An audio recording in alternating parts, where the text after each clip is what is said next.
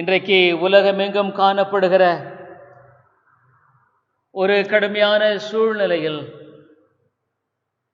மெய்யான தேவனும் இந்த தேவன் அன்பு கூறுகிறார் என்பதும் இன்றைக்கு உலகமெங்கும் சென்றடையுமானால் எவ்வளவு நலமாக இருக்கக்கூடும்.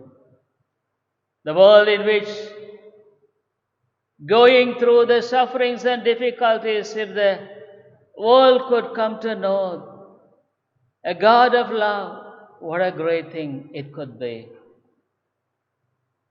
The great wonder of God is His love, more than any wonder that we could contemplate. நான் காணக்கூடிய கிரகிக்கக்கூடிய எந்த அற்புதத்தை காட்டிலும் தேவனுடைய அன்பு மிகப்பெரிய ஒரு அற்புதம்.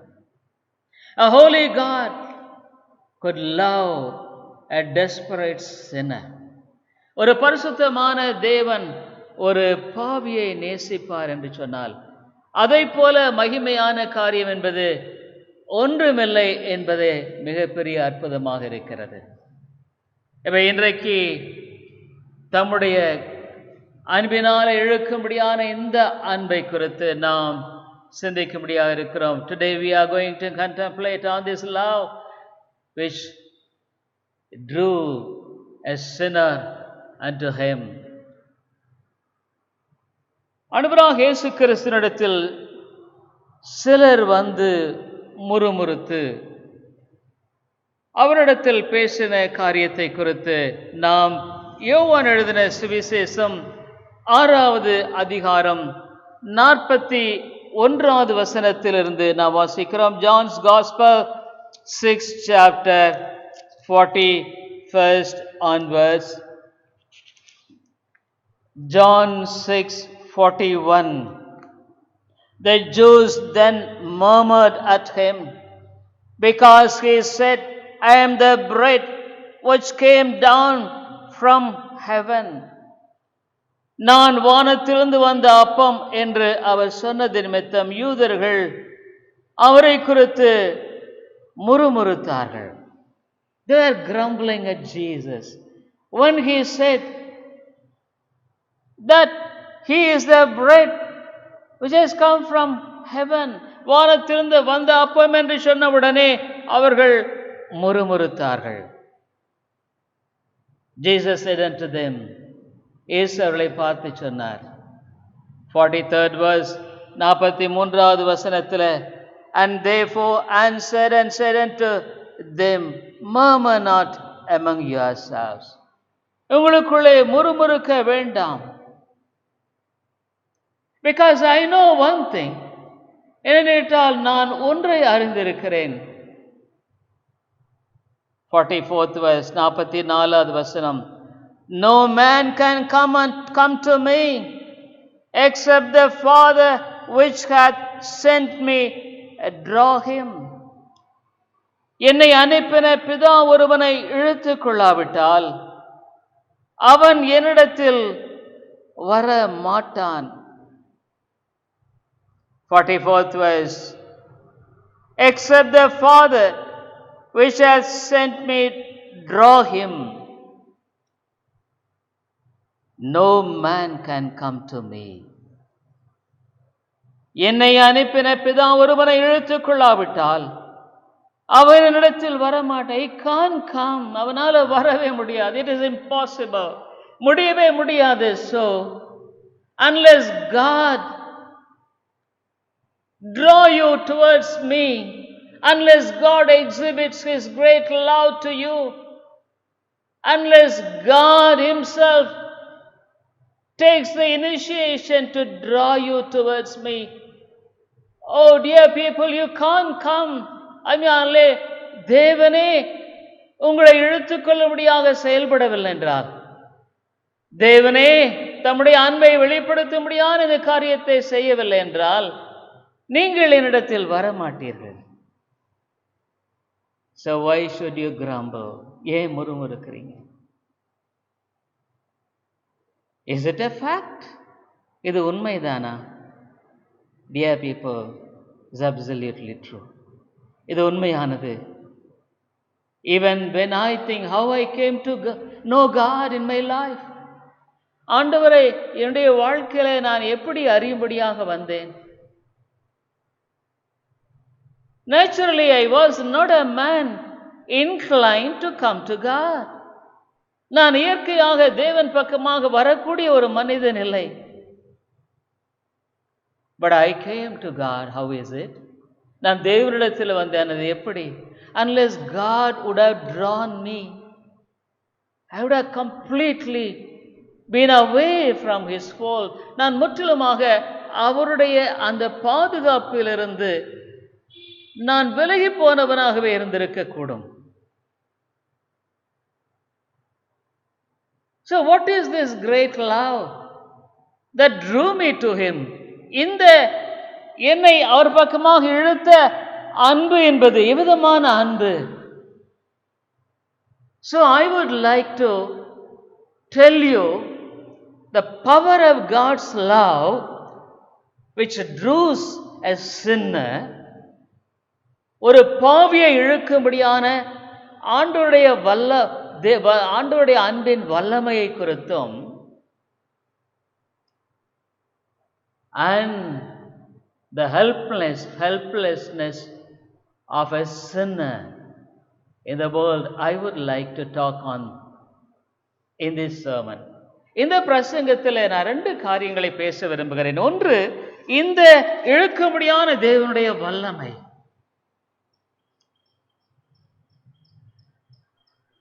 இவ்வளவு தூரம் இழுக்கும்படியாக இந்த வல்லமை இல்லாவிட்டால் என்னுடைய வாழ்க்கையினுடைய முற்றிலும் முடியாத தன்மை என்ன என்பதை குறித்து நான் உங்கள் மத்தியில் பேசும்படியாக விரும்புகிறேன்.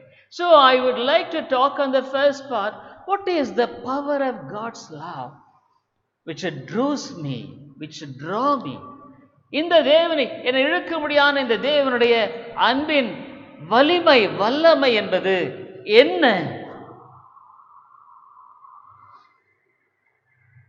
Even the Lord Jesus Christ has said, ஆண்டவராகிய இயேசு கிறிஸ்துவும் கூட John's Gospel 15 chapter 16th verse, யோவான் 15:16, You have not chosen me, but I have chosen you and ordained you. நீங்கள் என்னை தெரிந்து கொள்ளவில்லை, நான் உங்களை தெரிந்து கொண்டேன். You have not chosen me. நீங்கள் என்னை தெரிந்து கொள்ளவே இல்லை. Dear people in the world, why man could not choose God? ஏன் மனிதன் தேவனை தெரிந்து கொள்ள முடிவதில்லை? I would like to explain it at the later part. அந்த பின்னால பகுதியை நான் விளக்கப்படுத்தும்படியாக விரும்புகிறேன். But why should God has chosen me in the world? ஆனா தேவன் இந்த உலகத்தில் ஏன் என்னை தெரிந்து கொள்ள வேண்டும்? Probably would he have seen some goodness in me? ஒருவேளை என்கிட்ட எதிராக நல்லதை ஆண்டவர் பார்த்திருப்பாரா? Even if I think of my own, what a wicked fellow I am. நான் என்னை குறித்து யோசிக்கும் பொழுது நான் எவ்வளவு ஒரு பொல்லாத மனுஷங்கிறத நான் பார்க்கிறேன். In my past, how I was driven out into the sin, and a longing for sin was there in me. நான் எப்படி என்னுடைய வாழ்க்கையில அந்த பாவத்தின் பக்கமாக துரத்தப்பட்டேன் என்பதையும் அந்த பாவத்தை நேசிக்கிற அந்த நேசம் எனக்குள்ள எவ்வளவு இருந்தது என்னால பார்க்க முடிகிறது. Almost frequently I used to think of my past sins. அடிக்கடி என்னுடைய வாழ்க்கையில் என்னுடைய கடந்த கால பாவங்களை நான் சிந்திப்பதுண்டு. Especially some of the sins which I committed, even though it has taken so many years, I could not forget it. எவ்வளவு பல வருடங்கள் கடந்து போனாலும் என்னுடைய சில பாவங்கள் செய்த பாவங்கள் என்னால மறக்க முடியவில்லை. It was so grave. அது மிக பயங்கரமானது.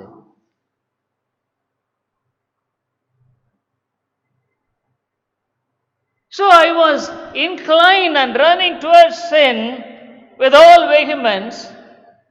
So of such a man, what was the possibility for me to know God? அவ்வளவு வேகமாக பாவத்தை நோக்கி ஓடி அப்படி ஒன்றிருந்த அந்த மனுஷனாகிய நான் என்னுடைய வாழ்க்கையில இந்த ஆண்டவரை அறியக்கூடிய எந்த விதமான சாத்தியக்கூறு இருக்குமான்னு யோசனை பண்ணுனா absolutely no. ஒன்றுமில்லை. So one thing I could understand, that he is chosen. That's all I know. அவர் என்னை தெரிந்து கொண்டிருக்கிறார், அவ்வளவுதான் எனக்கு தெரியும். It's a great mystery. இது ஒரு பெரிய ரகசியம். And so many good people are there around. எவ்வளவு நல்ல மக்கள் இருக்கும் பொழுது, why should have chosen me? ஏன் ஆண்டவர் என்னை தெரிந்து கொள்ள வேண்டும்? It's a great mystery. ஒரு பெரிய ரகசியம். So somehow or other God has said, Jesus has said, ஆனா எப்படியோ ஆண்டவராக இயேசு கிறிஸ்து சொல்றார், you have not chosen me. நீ என்னை தெரிந்து கொள்ளவில்லை. But I have chosen you. நான் உன்னை தெரிந்து கொண்டேன். And another mystery which is really puzzling me is, இன்னொரு அந்த என்னை குழப்பத்துக்குள்ளாக்குற ஒரு பெரிய ரகசியம் என்னன்னா, he has chosen me before the foundation of the world. இந்த உலகம் உண்டாருக்கு முன்பாகவே தேவன் என்னை தெரிந்து கொண்டார் வேற சொல்றாரு.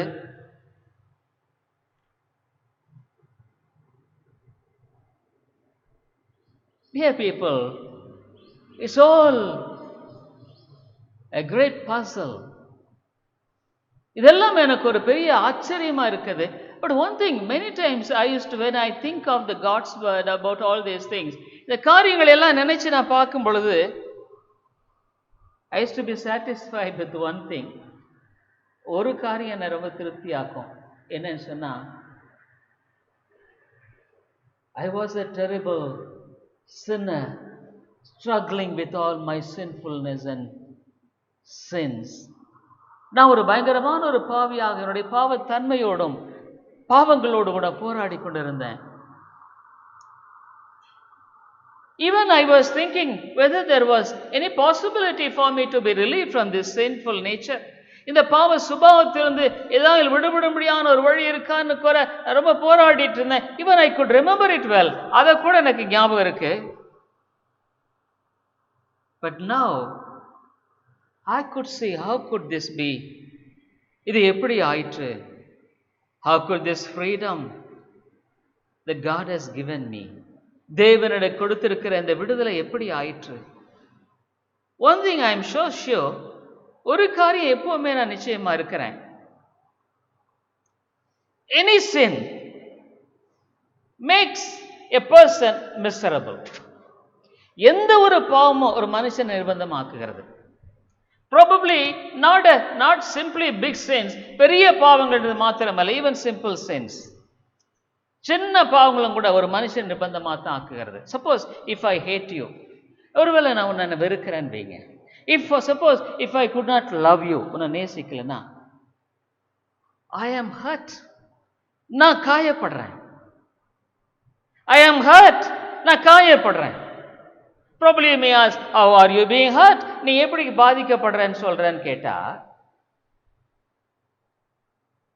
I am hurt in the relationship with my God. தேவனோடு கூட இருக்கிற தொடர்புல நான் காயப்படுறேன். When I hate others, மற்றவரை வெறுக்கும் பொழுது, when I have a lovelessness in my nature, ஒரு அன்பற்ற சுபா எனக்குள்ள இருக்கும் பொழுது, it affects my living, loving relationship with my God. ஒரு ஜீவனுள்ள அன்புள்ள தேவனோடு கூட கொண்டிருக்கிற தொடர்பு பாதிக்கப்படுகிறது. So I am more miserable. நான் நிர்பந்தமாகிறேன். It is I who lose the peace. நான் தான் சமாதானத்தை இழந்து போறேன். It is I who is desolate. நான் தான் நிர்பந்தமான மனுஷனாகிறேன். It is not the person of whom I hate. நான் யாரை வெறுக்கிறேனோ அவங்கள அதுல பாதிக்கப்படுறாங்கல்ல. But I am affected. நான் இதனால பாதிக்கப்படுறேன். So every sin has got its consequence. ஒவ்வொரு பாவம் அதனுடைய விளைவு இருக்கத்தான் செய்கிறது. We can't say that there is no consequence. அதில் விளைவே இல்லைன்னு சொல்ல முடியாது. Even suppose if I hear God's word, அவனுடைய வார்த்தை கேட்கிறேன், if I work or behave contrary to God's word, அவனுடைய வார்த்தைக்கு விரோதமா புறம்பா நான் போனேன்னா, surely I am being hurt. நான் நிச்சயமாய் அதுல காயப்படுகிறேன். So it's a great wonder how could God has drawn me and has showered his grace upon me. அவை தேவன் என்னை விதமாக இழுத்து அந்த அன்பை என் பேரில் அவர் பொழிந்திருக்கிறான்னு சொல்றது எனக்கு ஆச்சரியமா தான் இருக்கிறது. So how could this be? அது எப்படி முடியும் சொல்லும் பொழுது I am satisfied. Yes, நான் திருப்தி ஆமா. Because naturally I am not a man that I could have victory of such sorts. விதமான வெற்றிகளை நான் பெற்றுக்கொள்ளக்கூடிய ஒரு மனுஷன் இல்லையே. I know what I am. நான் என்னன்னு எனக்கு தெரியும். The potentiality and the strength of power of sin drawing towards sin is not diminished. அந்த பாவத்தினுடைய வலிமை, பாவத்தின் வலிமை இழுக்கிற அந்த காரியம் குறைஞ்சு போகல. Even though I am now almost nearing 68, ஏறக்குறைய 68 வருஷம் எனக்கு ஆக போகிறது. The potentiality of my sinfulness has not diminished in all sides, in all kinds of sins.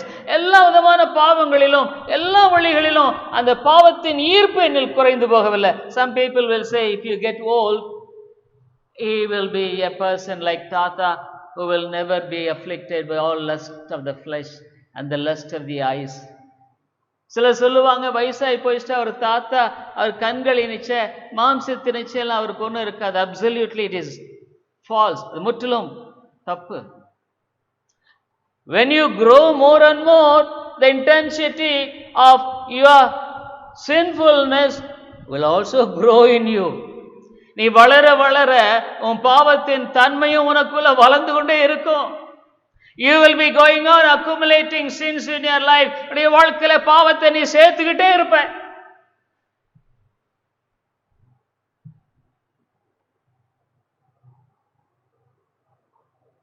So it is God who took initiation. தேவன் தான் இதுக்கு ஆரம்பக்காரராக இருந்திருக்கிறாரு. ஆண்டவர் சொல்றாரு, என்னை அனுப்பின பிதா ஒருவனை இழுத்து கொள்ளாவிட்டால் அவனிடத்தில் வரமாட்டான். John 6:44, யோவான் 6:44, no man can come to me except the Father which has sent me draw him. என்னை அனுப்பின பிதா ஒருவனை இழுத்து கொள்ளாவிட்டால் அவனிடத்தில் வரமாட்டான்.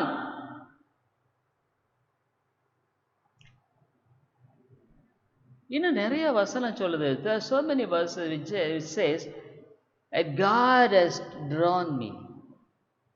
So in the middle I would like to come to the status of a sinner. அவன் நடுவுல நான் ஒரு பாவியின் நிலை என்னங்கிறத நான் வர்றேன். பாவியின் நிலைங்கிறத பத்தி நான் சொன்னா ஏன்னா இந்த இடத்துல முதலாவது I was absolutely blind.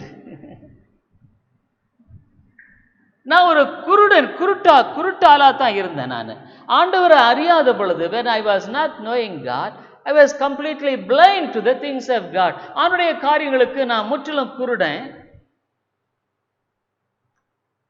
In Zephaniah 1:17, Zephaniah 1:17 ஆண்டவர் சொல்றாரு, God says, and I will bring distress upon men, that they shall walk like blind men.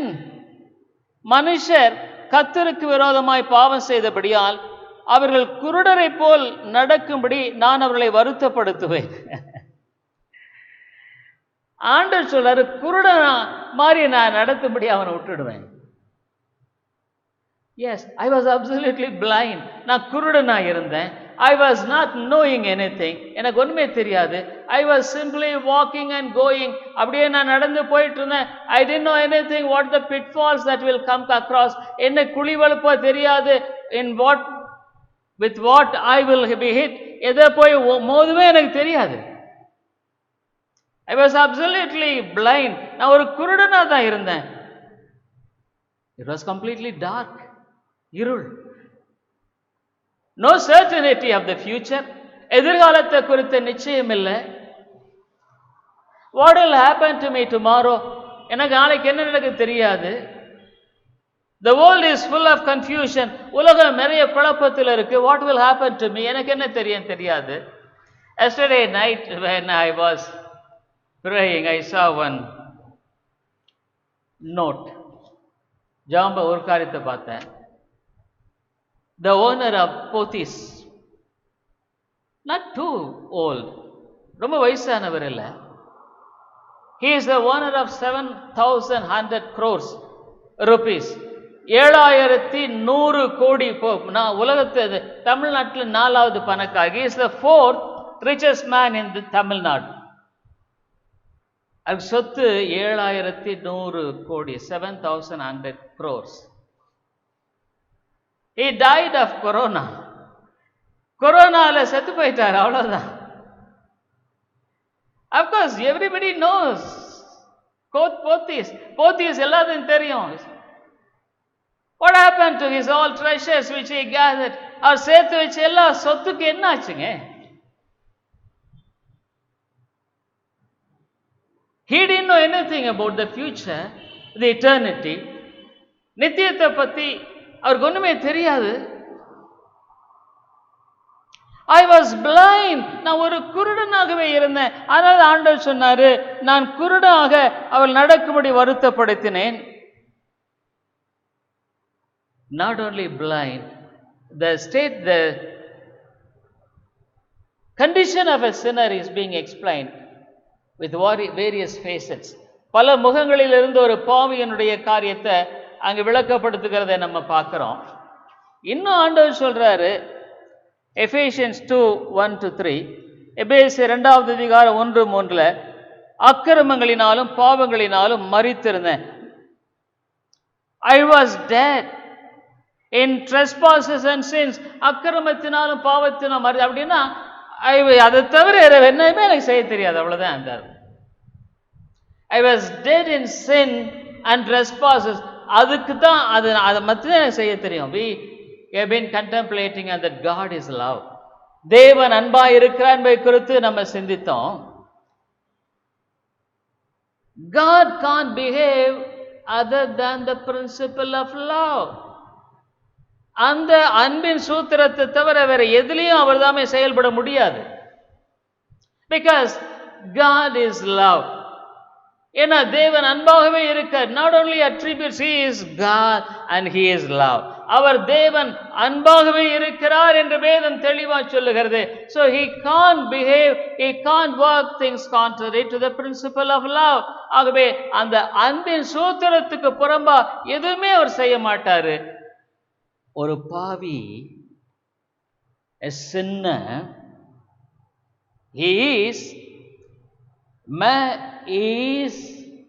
God is love, man is sin. பாவி, ஒரு மனுஷன் பாவம், சின்ஃபுல்னஸ், பாவத்தன்மை. ஒரு விதத்தில் சொல்ல, பாவம் அறியாத அவர் பாவமாக்கப்பட்டார். Who knew no sin became sin. பாவம் அறியாத அவர் பாவமானார். அப்படி மனுஷன் இயற்கையாகவே, naturally man can't do anything other than sin. பாவத்தை தவிர வேற எதுவுமே அதனால செய்ய முடியாது. That is the real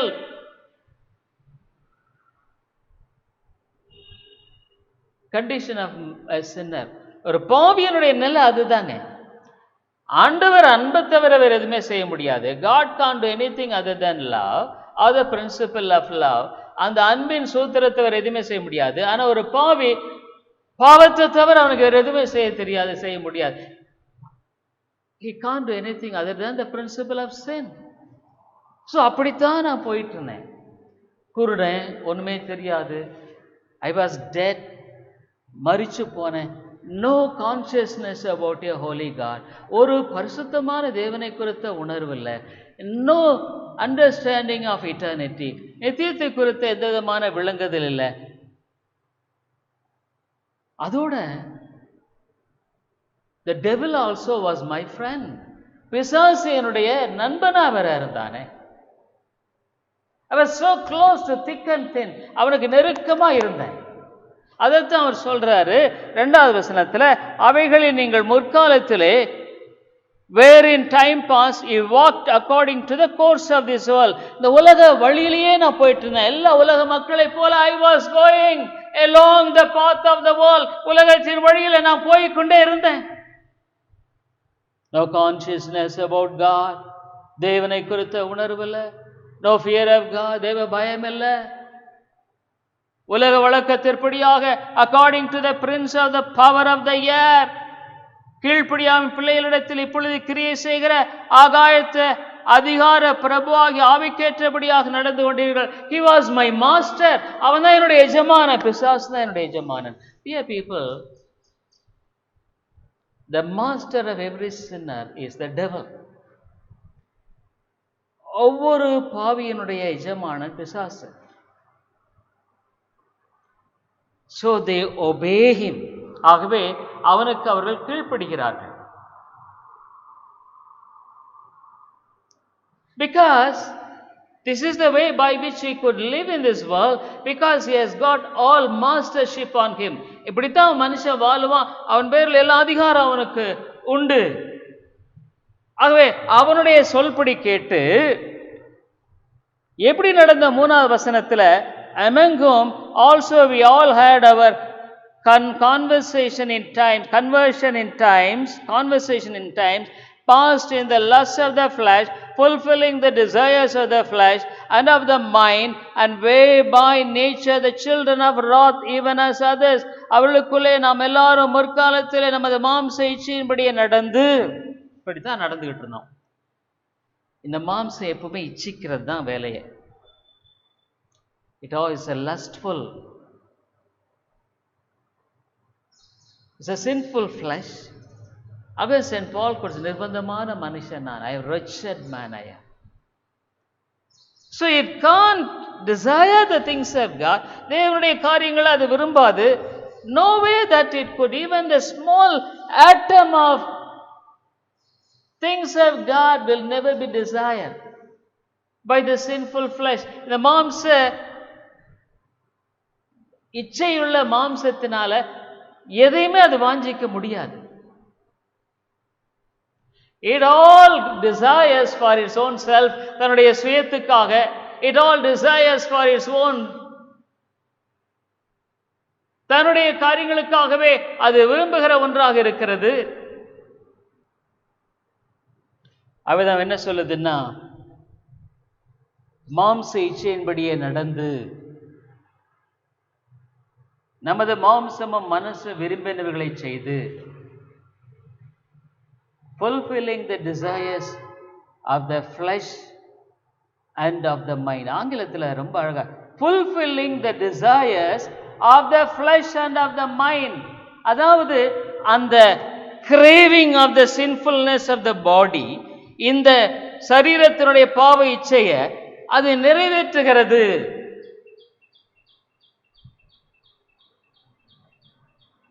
It fulfills, அது நிறைவேற்ற முடியாத ஒரு காரியமாக இருக்கிறது.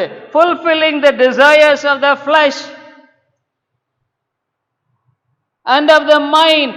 பாருங்க, ரெண்டும் மனசும் மாம்சமும் அவ்விதமாக விரும்பும்படியான இந்த காரியங்களை அது நாடி ஓடும்படியான ஒரு காரியமாகவே இருக்கிறது. ஆகவே விதமான ஒரு நிலையை குறித்தே நாம் இங்கே பார்க்கிறோம். So we could see the situation of it here. இதைத்தான் நம்ம இங்கே பார்க்கிறோம். Fulfilling the desires of the flesh and of the mind, and by nature the children of wrath, even as others. சுபாவத்தினாலே கோபாக்கினையின் பிள்ளைகளாக இருந்தோம். We were the children of wrath. கோபாக்கினையின் பிள்ளைகளாக இருந்தோம். That is the reality. அதுவே உண்மையான ஒரு காரியமாய் காணப்படுகிறது.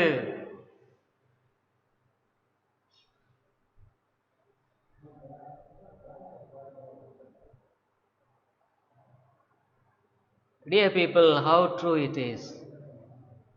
இது எவ்வளவு ஒரு உண்மையான காரியமாக இருக்கிறது இல்லைங்களா? It's absolutely true. This is the reality of man. இதுவே ஒரு உண்மையான மனிதனாக இருக்கிறது.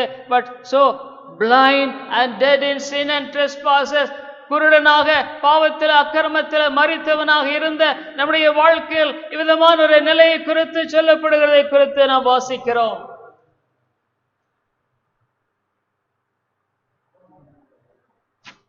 Yes, this is the reality of a sinner. ஒரு பாவியின் உண்மையான தன்மை அதுவாகவே இருக்கிறது. இவ்விதமான ஒரு மனிதனை can anyone really love such a man? இவ்விதமான ஒரு மனிதனை யாராக நேசிக்க முடியுமா? A rebellious person, ஒரு முரட்டாட்டமான ஒரு நபர். Can anyone really love? அவ்விதமான ஒரு மனிதனை நேசிக்க முடியுமா? Is it possible to love of such a person? It is impossible. அது முடியவே முடியாது. But God says, I have drawn, நான் உன்னை இழுத்துக் கொண்டேன். What a true thing it is. இது எவ்வளவு உண்மையான காரியம் இல்லைங்களா? அது எப்படி, what is the power of his drawing love? நம்ம இழுக்கும்படியான தேவனுடைய அன்பின் வல்லமை என்பது எவ்விதமானது?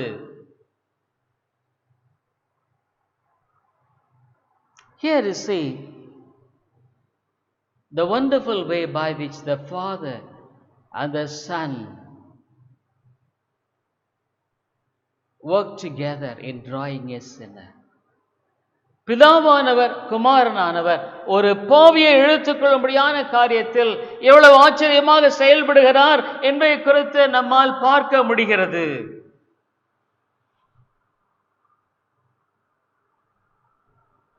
That's why the Bible says in Jeremiah 31:3, எரேமியா 31:3 பார்க்கிறோம். Jeremiah 31:3, the Lord hath appeared of old unto me, saying, I have loved thee with an everlasting love. Therefore with loving kindness have I drawn thee. பூர்வகாலம் முதல் கர்த்தர் எனக்கு தரிசனையானார் என்பாய். ஆம், அனே சிநேகித்தால் உன்னை சிநேகித்தேன், ஆதலால் காருண்யத்தால் உன்னை இழுத்துக் கொள்ளுகிறேன்.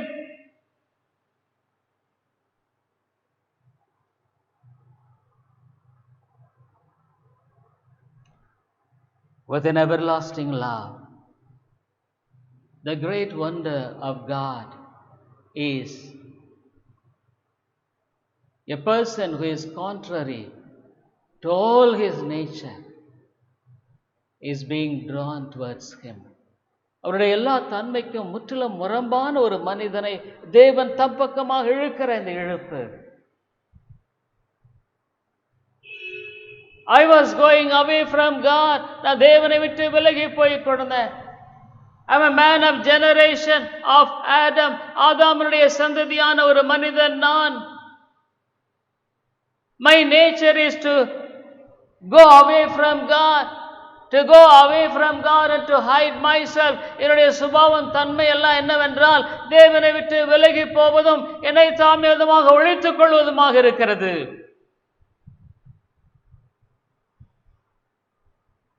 This is my true and carnal nature. இதான் என்னுடைய உண்மையான மாம்சத்தினுடைய நிலையாக இருக்கிறது. Yes, this is absolutely true. இதுதான் உண்மையான ஒரு காரியம். I was completely going contrary to the direction of God's way. அவருடைய வழியினுடைய திசைக்கு முற்றுமாக புறம்பாய் போய் கொண்டேன். But God says, I have drawn thee, நான் இழுத்துக் கொண்டேன். with eternal love, நித்தியமான அன்பினால் உன்னை நான் இழுத்துக் கொண்டேன். In Hosea 11:4 it is wonderfully said. Hosea 11:4 மனுஷரை கட்டி இழுக்கிற அன்பின் கயிறுகளால் நான் அவர்களை இழுத்தேன். I drew them with the cords of a man, with bands of love. Hosea 11:4. அன்பின் கயிறுகளால் நான் அவர்களை இழுத்தேன். God has drawn me with the cord of love. I would like to tell another aspect of my sinfulness. Now back to the condition of a sinner. மறுபடியும் ஒரு பாவியனுடைய நிலையை குறித்து நான் சொல்லும்படியாக நான் போக விரும்புகிறேன். When I was a student, I could not forget a small booklet which I read so many years back, probably maybe around 50 years back. ஒரு 50 வருடங்களுக்கு முன்பாக படித்த ஒரு புத்தகத்தை நான் மறக்கிறேன். I don't know where could I find such book even now. அவ்விதமான புத்தகத்தை எங்கே கண்டுபிடிக்க எனக்கு தெரியாது. It was handed over to me by one of my friend. என்னுடைய நண்பர் ஒரு நாள் எனக்கு கொடுக்கப்பட்டது. I just borrowed it to read. படிக்கிறதுக்காக நான் கொடுக்கப்பட்டேன். Looking at the depth of God's love. தேவனுடைய அன்பின் ஆழத்தை எட்டி பார்த்தல் என்ற அந்த புத்தகம். There he describes the helplessness of a sinner. ஒரு பாவியனுடைய உதவியற்ற நிலையை அவர் விளக்கப்படுத்துவதாக he had chosen from Ezekiel 16. எசேக்கியேல் 16வது அதிகாரத்தில் ஒரு பாவியின் நிலையை விவரிக்கும்படியாக அவர் எடுத்துக்கொண்டிருக்கிறார். எசேக்கியேல் 16. எசேக்கியேல் புத்தகம் 16வது அதிகாரம்.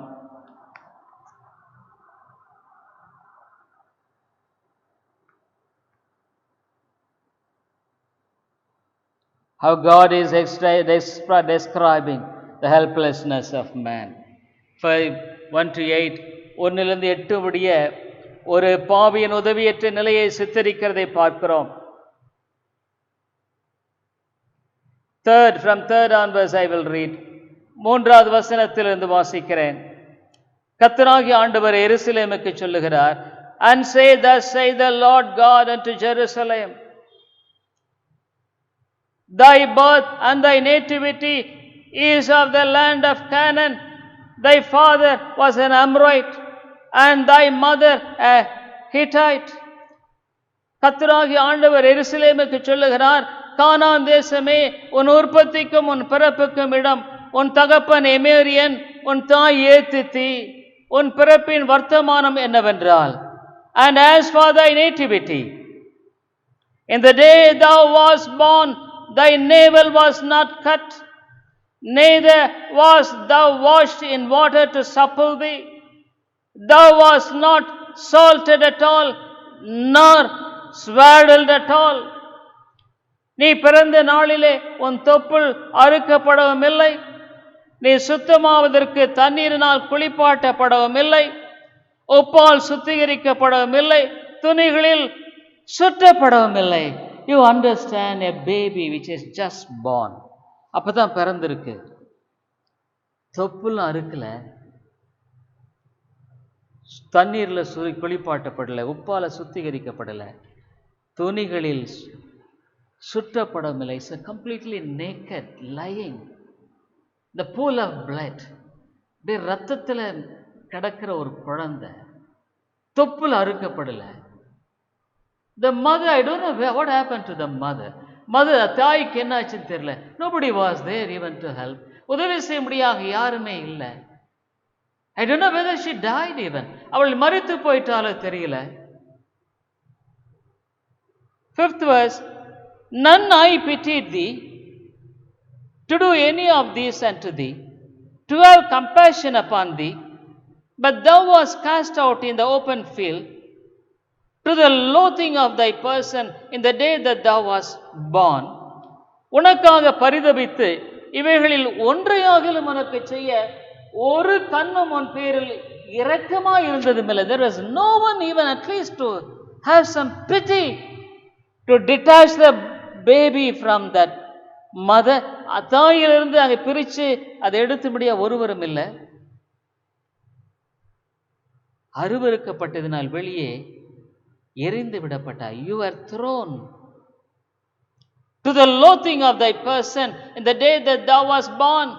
நீ அருவருக்கப்பட்டதினால வெளியில எரிந்து விடப்பட்டாய்.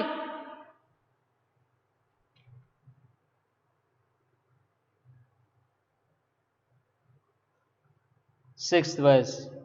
And when I passed by thee and saw thee polluted in thine own blood, I said unto thee, when thou wast in thy blood, live.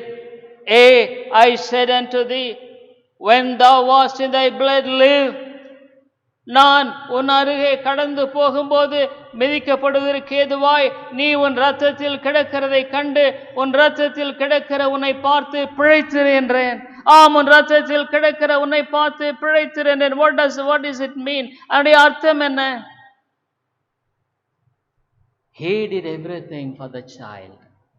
இந்த குழந்தைக்கு அது எல்லாத்தையும் அவர் தான் செஞ்சார். He washed, he cleaned with a shawl, he cut the umbilical cord, அந்த தொப்புல இது பண்ணி. So he owned the child as his own child. அந்த குழந்தையை தன்னுடைய சொந்த குழந்தையை எடுத்துக்கொண்டார். உன்னை வயலின் பயிரை போல அநேகமாயிருக்கும்படி பெருகும்படி வைத்தேன். 7. And I have caused thee to multiply as the bud of the field. நீ வளர்ந்து பெரியவளாகி மகா சௌந்தரியமானாய். உன் ஸ்தானங்கள் எழும்பின, உன் மயிர் வளர்ந்தது, ஆனாலும் நீ நிர்வாணம் அமனமாயிருந்தாய். And thou hast increased and waxen great, and thou art come to excellent ornament. Thy breasts are fashioned, and thine hair is grown, whereas thou hast naked and bare.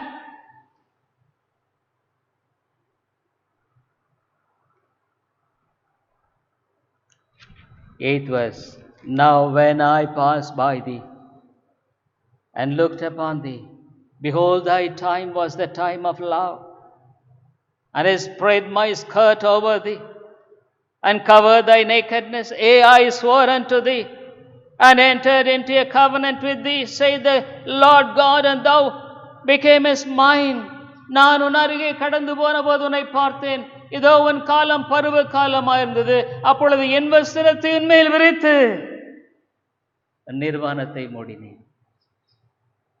Yes, the Lord Jesus Christ covered me with his own righteousness, so that I may not be naked. நான் நிர்வாணமாக இல்லாதிருக்கும்படி இயேசு கிறிஸ்து அவர் நீதியின் சால்வை என் மேல் விரித்தார். The righteousness which he earned on the cross, சிலுவையின் மேலாக சம்பாதித்த அந்த நீதியை he spread it on me. என் பேரில் அவர் தாமே மூடினார்.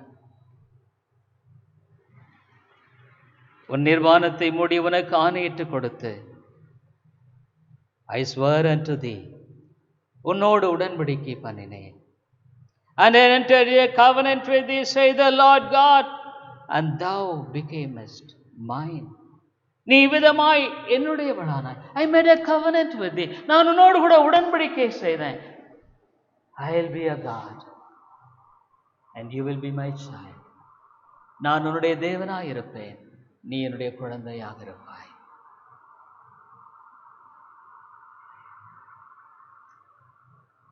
நீ என்னுடையவளானாய். You became mine. Dear people, this is the way by which God has drawn me towards him. இப்படித்தான் அவர் என்னை இழுத்தார். ஆகவேதான் இந்த ஒரு பரிதாப நிலையில் இருந்த என்ன அவர் எப்படி இழுத்தார்? How he has drawn me. Yes, he has drawn me I was completely away from God. தேவனை விட்டு விலகி போன நிலையில் என்னுடைய வாழ்க்கையில் I was wandering in the wilderness. அவிதமாக வனாந்தரத்தில் அவிதமாக வாழ்ந்து கொண்டிருந்த பொழுது ஹோசியா 11:4 ஓசியாவின் புத்தகம் 11வது அதிகாரம் 4வது வசனத்தில் I drew them with cords of a man, with bands of love, and I was to them as they that take off the yoke on their jaws, and I laid meat unto them. மனுஷரை கட்டி இழுக்கிற அன்பின் கயிறுகளால் நான் அவர்களை இழுத்தேன். God, oh, I was completely away from God. தேவனை விட்டு நான் தூரமாய் போய் கொண்ட நிலையில you see, sometimes they will put ropes as a trap to catch hold of some animal. சில மிருகங்களை பிடிக்கும்படியாக சில கயிறுகளை அங்கே காடுகளில் இட்டு அவைகளை பிடிப்பார்கள். I was wandering in the wilderness of sin. பாவம் என்கிற வனாந்தரத்தில் அலைந்து கொண்டேன். God has drawn me through the rope of love. அன்பின் கயிறினால் அவர் என்னை இழுத்தார். Otherwise I would not have come. Even if you would have called me, I would not have come. என்னை அழைச்சா கூட வர முடியாது. So it was the rope of love. ஆகவே அந்த அன்பின் கயிறினால he drew me. அவர் என்னை இழுத்தார். Otherwise I would not have come to God. இல்லைன்னா தேவனிடத்தில் வந்திருக்க மாட்டேன். That's why God has said, ஒருவன் பிதாவின் அருளை பெறாவிட்டால் அவன் என்னிடத்தில் வரமாட்டான். That is what the Lord Jesus Christ said. ஆகவே ஆண்டவராக இயேசு கிறிஸ்து தெளிவாய் சொன்னார். What he said? John 6:44, யோவான் 6:44, no man can come to me except the Father which has sent me draw him.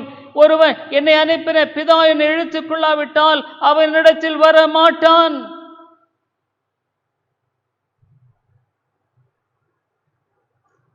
That's why even John 12:32, Jesus said, 12:32 யோவான், and if I be lifted up from the earth, will draw all men unto me.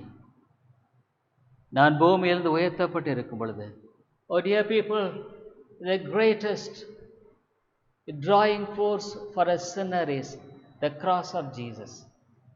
ஒரு பாவி இழுக்க முடியாத மிகப்பெரிய வல்லமை இயேசு கிறிஸ்துவின் சிலுவை. Yes, I am being drawn towards him by his love. அவருடைய அன்பினால அவிதமாக நான் இழுக்கப்பட்டேன்.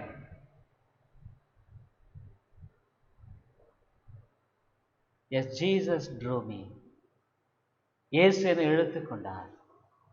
Even in other words, in other places, John 6:65, யோவான் 6:65, ஒருவனின் பிதாவின் அருளை பெறாவிட்டால் என்னிடத்திற்கு வரமாட்டான் என்று இது நிமித்தமே உங்களுக்கு சொன்னேன் என்றார். And he said, therefore said unto you that no man can come unto me except it were given unto him of my Father. ஒருவனின் பிதாவின் அருளை பெறாவிட்டால் என்னிடத்திற்கு வரமாட்டான். He can't come. Dear people, it is the love. When I was helpless, உதவியற்ற நிறந்த பொழுது, when I was absolutely